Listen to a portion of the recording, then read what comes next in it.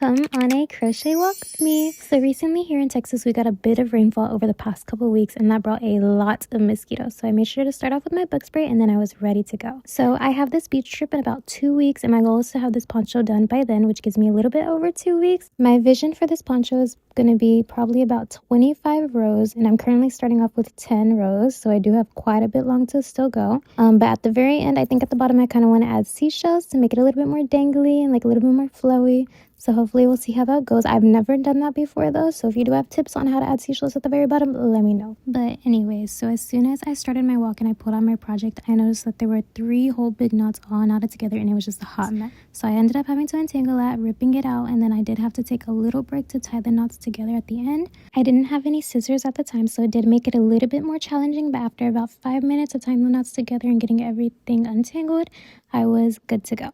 Ever since I started crocheting and walking together, I have been loving it so far. I get my daily steps in way quicker and the time goes by so fast. But what I've noticed is that whenever I am focusing too much on my crochet, I tend to lose all sense of how to walk in a straight line, and I'm going all over the place. So I do need to work on that, but other than that, the time goes by so fast, and I highly recommend. But after about 45 minutes, I finally got 1 row done, and see how sparkly it is? Oh, it's gonna be so cute for my trip. Today with the heat, I guess there wasn't too much wildlife, but there were a few lizards and squirrels, but at least not a lot of mosquito attacks, which was perfect. And then after a little bit over an hour, I finally got a 2nd row done.